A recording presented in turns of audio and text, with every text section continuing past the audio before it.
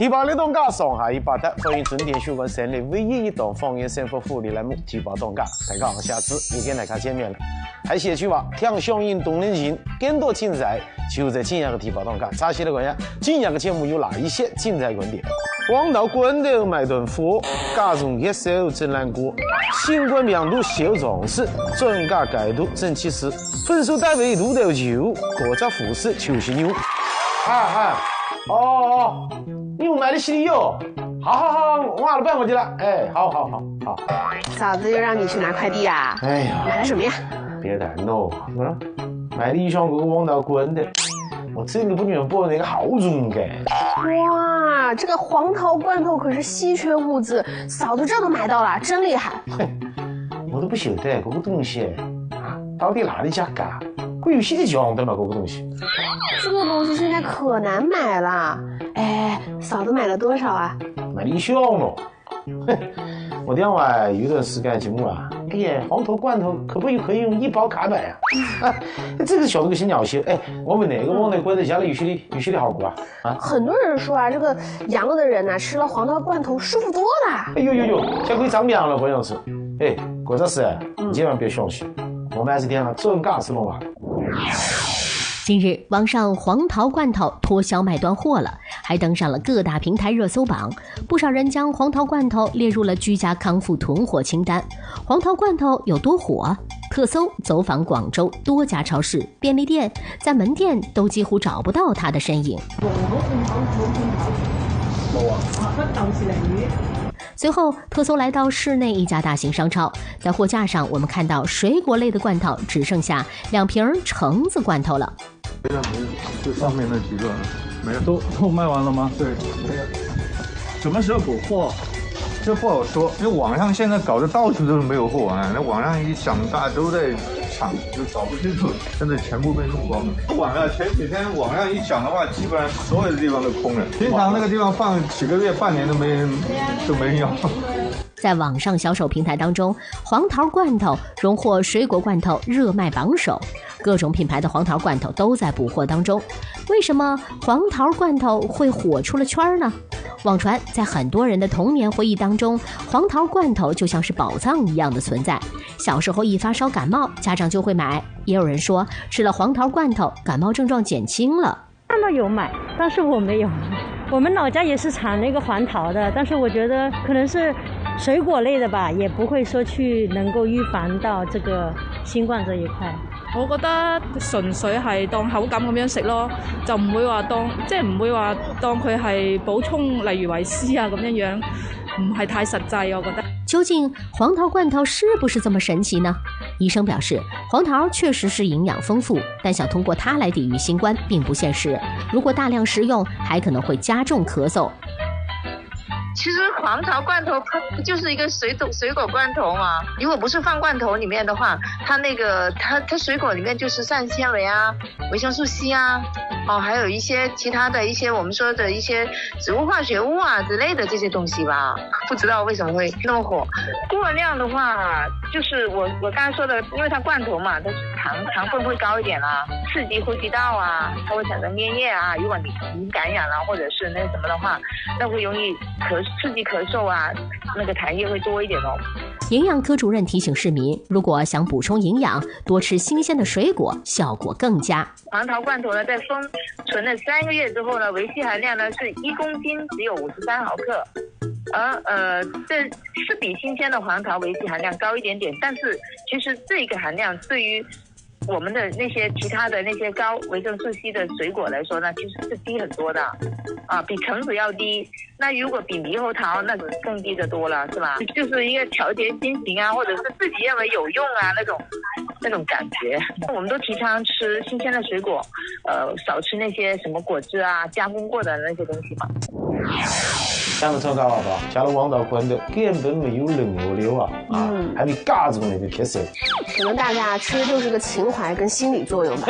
我觉得大家呀，别加罐头还是多加新鲜水果，效果会更好。好，休息我们进入广告，广告之后更多精彩内容。不要走开，马上回来。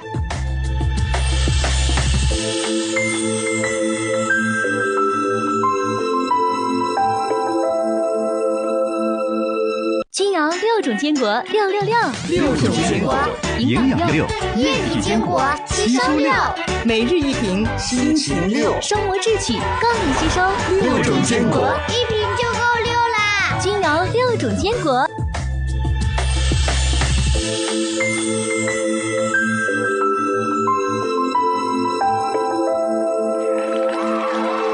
广告之后欢迎回来，思想文化同天下带不同，好家好文好文个都在提报放假。吃东西的时候，大家带有路，在生活当中是比较常见的，尤其是老人家，还有小朋友啊，碰到这种情况，我都属于正常。如果说卡在内容这个东西比较太，而且呢还带的是粘稠，就会导致呢窒息，甚至有生命危险。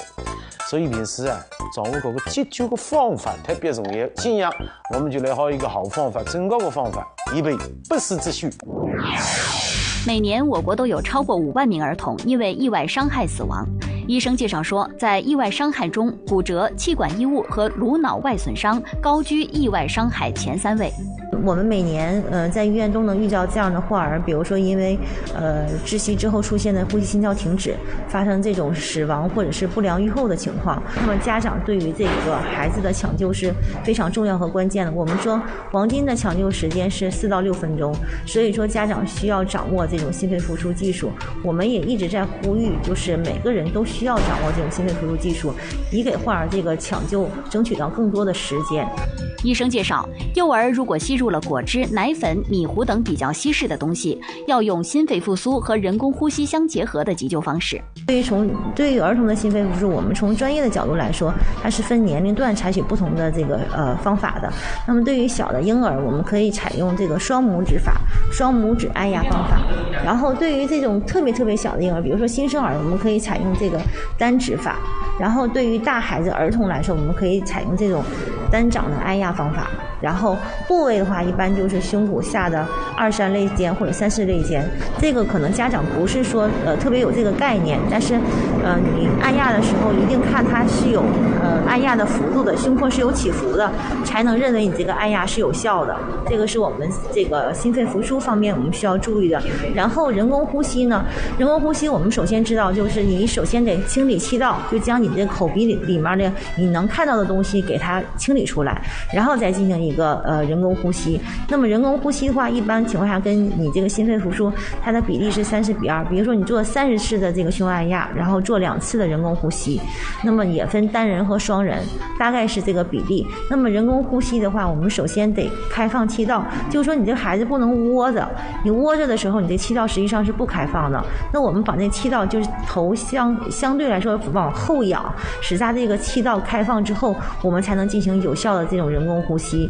人工呼吸的话，一般我们会捏住它这个鼻子，是吧？然后把下颌抬起来，然后我们使劲呼气之后，然后用力的使劲吸气之后用力的呼气，然后你看就是这个眼睛就看到这个孩子胸廓是否有起伏，如果有起伏的话，证明你这个孩子吹的是有效的。然后吹完之后马上松开，然后让他进行一个呼气的这么一个情况，然后再做一次。一般情况下是做完2次之后再进行一个胸外按压。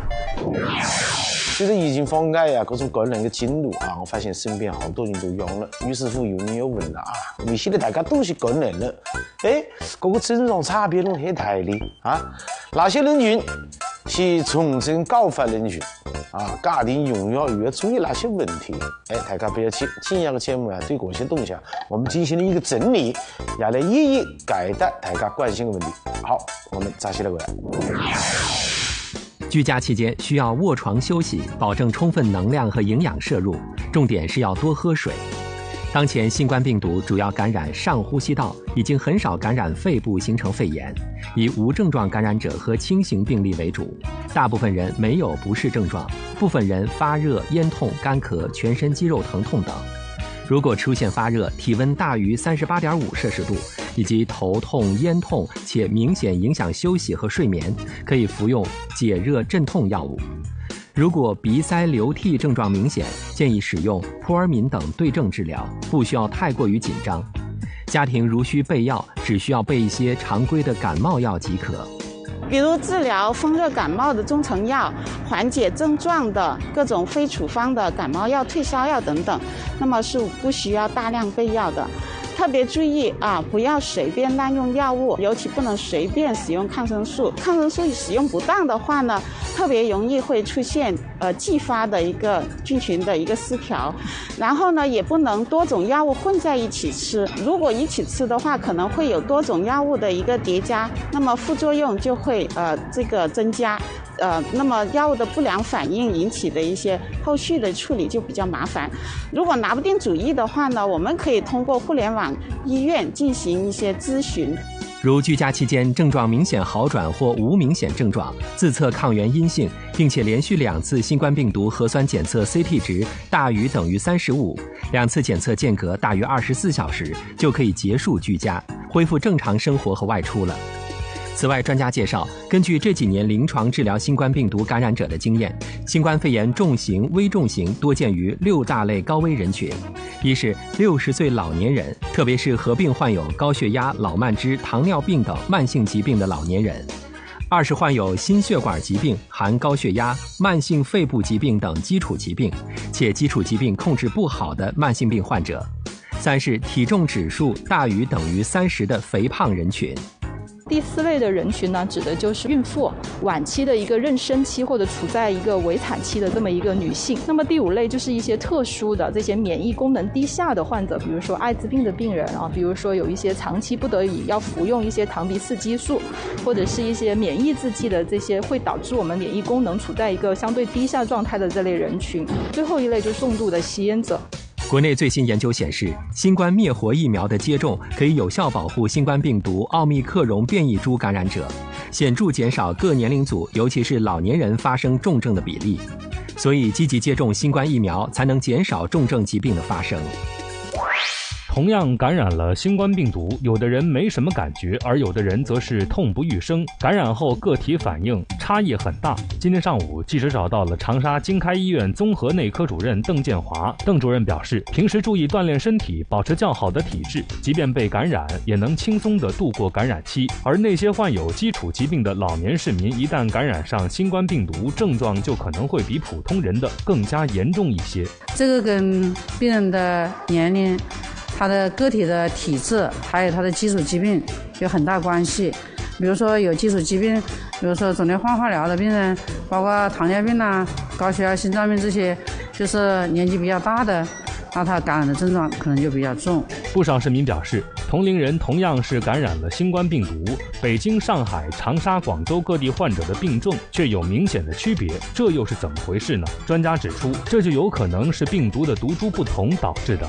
我们国家地域辽阔，从南往北的话，比如说广州、上海、北京、哈尔滨，他们的那个地域环境不一样，气温也不一样，然后我们病人感染的毒株可能也有不同，所以同年龄阶段同样的感染新冠病毒，那么症状可能完全不同，可能有差异。专家呼吁市民不要过度担心，现阶段的新冠病毒没有那么可怕，轻度感染者在感染后3到5天基本就能恢复，病情稍重的患者5到7天也能康复。专家提醒市民，在被感染后一定要注意休息，在康复后也不要立即放飞自我，否则随时都有复阳、2次感染的危险。这个新冠转阴以后，它的免疫系统处于一个恢复的阶段，一般的话免疫抗体产生要2个星期，所以在这个2个星期之内，我们如果不注意保护我们的机体，不增强免疫力的话，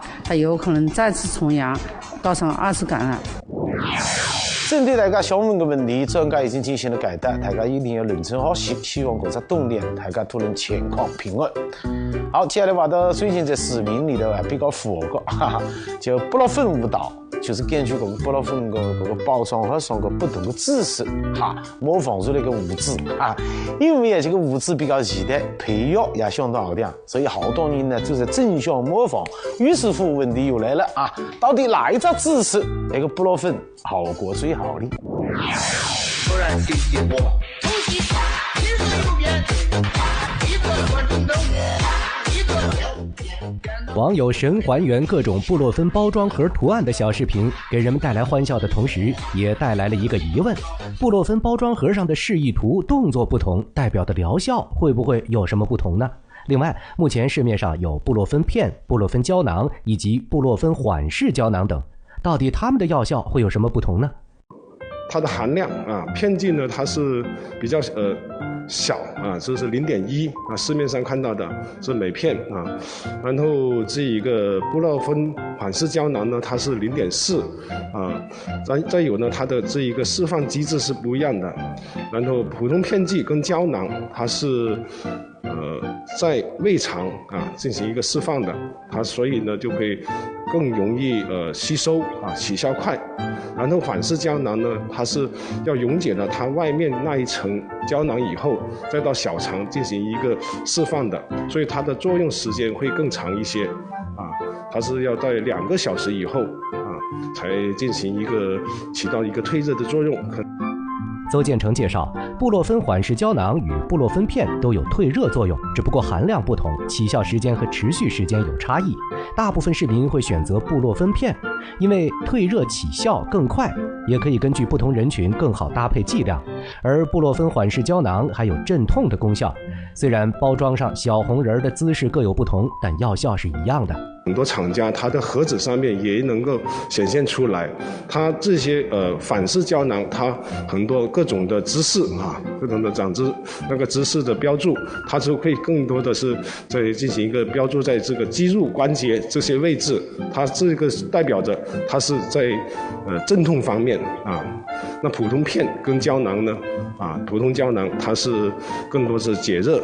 邹建成指出，如果患有肾功能不全、高血压、心功能不全、消化道溃疡、哮喘、血友病或包括凝血、血小板功能异常等在内的其他出血性疾病，不能自行服药，应该先咨询医生和药师。儿科这一块，我们还有一个就是老人群体呢，我们会建议是对乙型氨基酚作为一个首选啊。它的它虽然有甘醇，但是它的胃肠的刺激性会更小一些。虽然呢布洛芬剂量不一样啊，起效和时间也各有不同啊，跟姿势还真的没关系，效果几乎都差不多。我要提醒一下，如果说能有不同程度的肌肉样用药，就一定要参考医生的建议。好，接下来话到我们平常经常用个下水，用个一次性的杯子。如果说你经常用个一次性杯子，我家还是加冷饮，那就要小心点吃。如果我告诉你，用一次性纸杯盛热水会吃下去几万个微塑料颗粒，你还敢用一次性纸杯喝水吗？一次性纸杯呢，喝水呢，尤其是喝热饮，对身体还是有一定的危害的。根据最新的研究显示呢，泡80度到90度之间这个水啊，15分钟之内会释放25000个微米级的这个微塑料颗粒。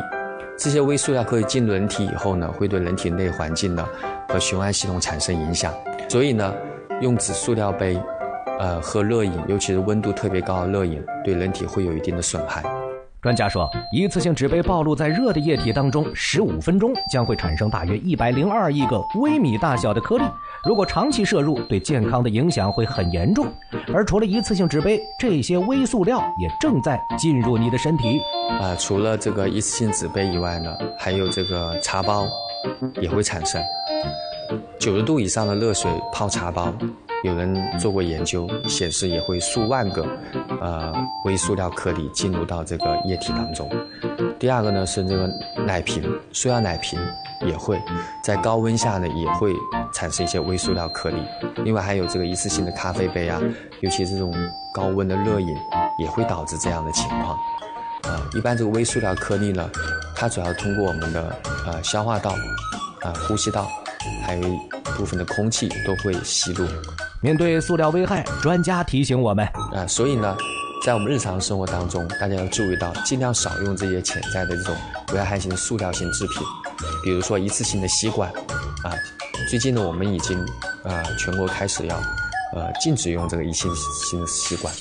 那么以往大家常用的这个塑料袋也要避免使用最后呢，平常我们喝水呢，用玻璃杯相对来说会比较好一些。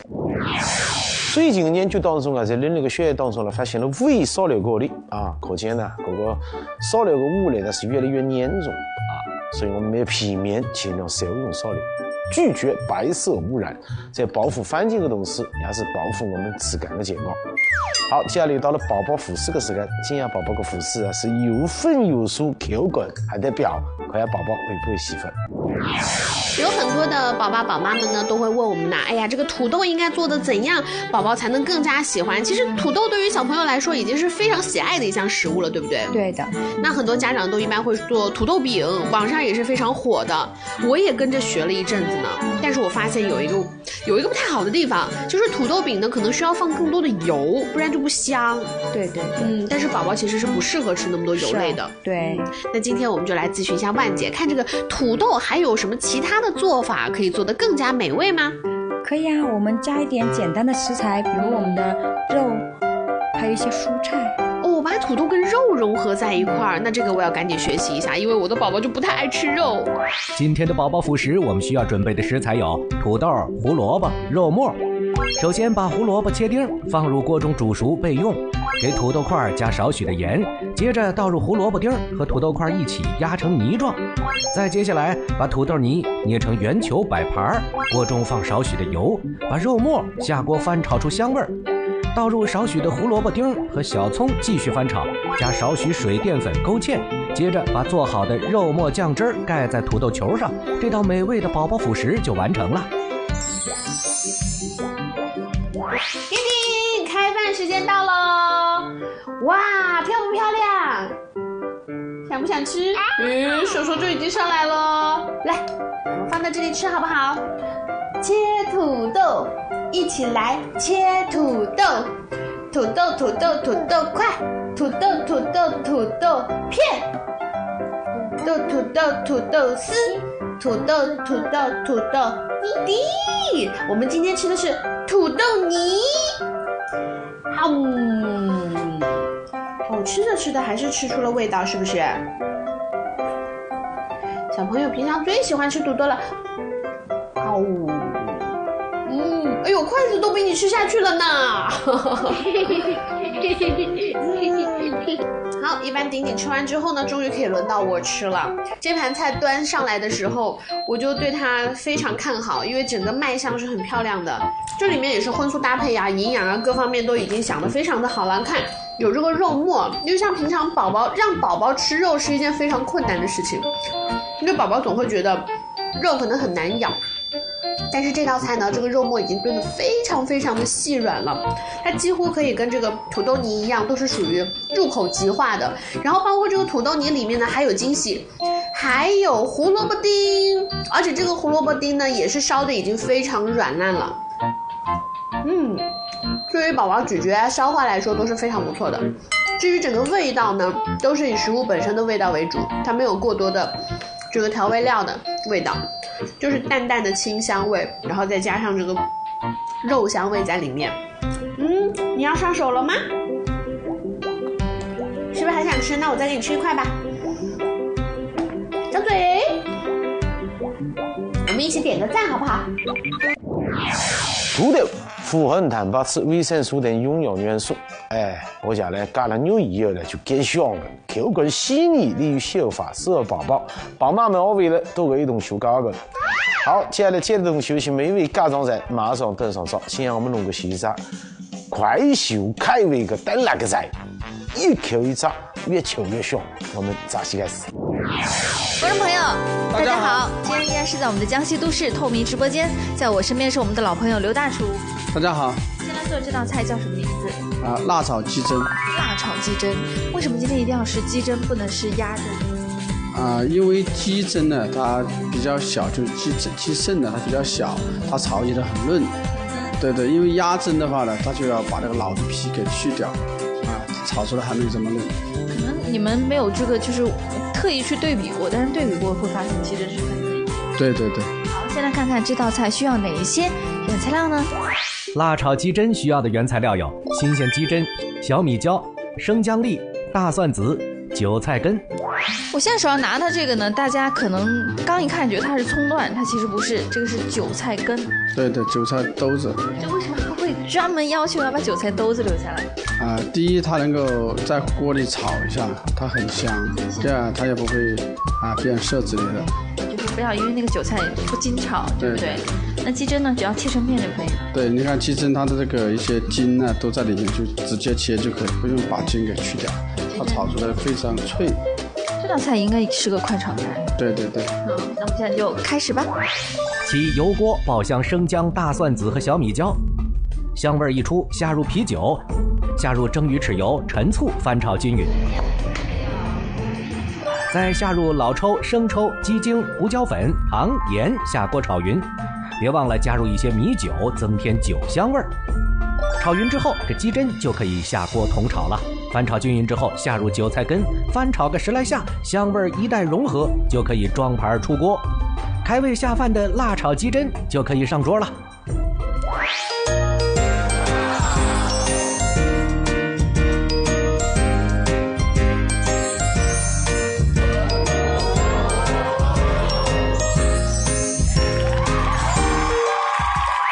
辣炒鸡胗战就做好了，这道菜绝对非常的开胃下饭。关键点在哪里？关键就是要炒脆，然后鸡胗呢，我们切的时候切薄一点。对，这道菜也必须得快，如果不快，它可能炒老了不好吃。对对对。其实这道菜呢，我觉得相对来说不会那么的难。对，其实非常简单。掌握好火候就行了哈。感谢我们的刘大厨，他今天教大家的辣炒鸡胗，大家都到位了吧？鸡精子口感爆脆，鲜辣可口。下饭也可以，如果你从一个小球，也是刚刚不错的。这道菜大家喜欢不哩？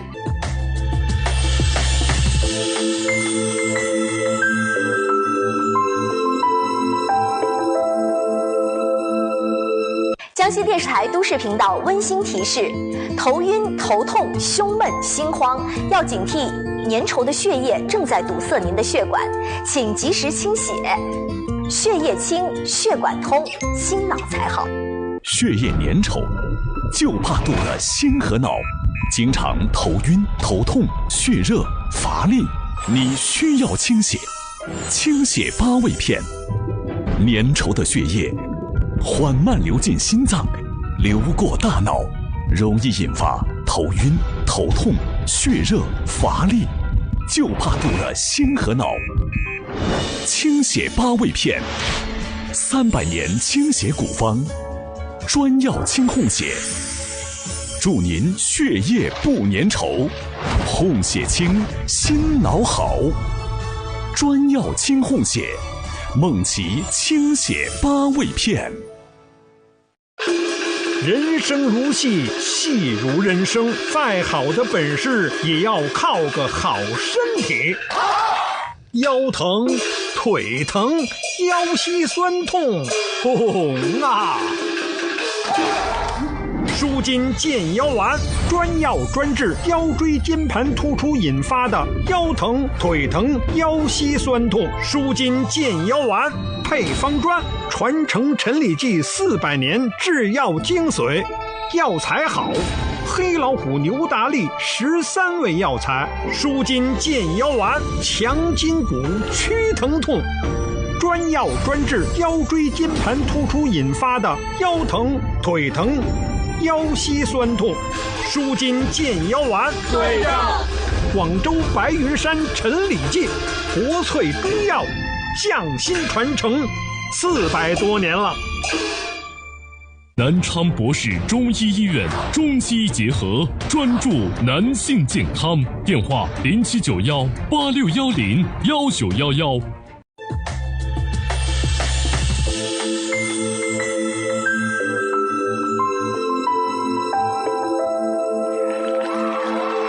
好了，观众朋友们，今天的节目又给大家话在前的过的是每年5点半准点奉献的地方动感和下次千万别太对我们的节目，明天下午还是老时间5点半，我这个里等着各位，不见不散，明天再见，拜拜。瑞鸡牛肉汤这样就做好了，这个汤做出来以后，我感觉它真的是非常非常的，看过去就很有营养，然后它带有那种就是牛肉自己本身的香味，加了这个香菜跟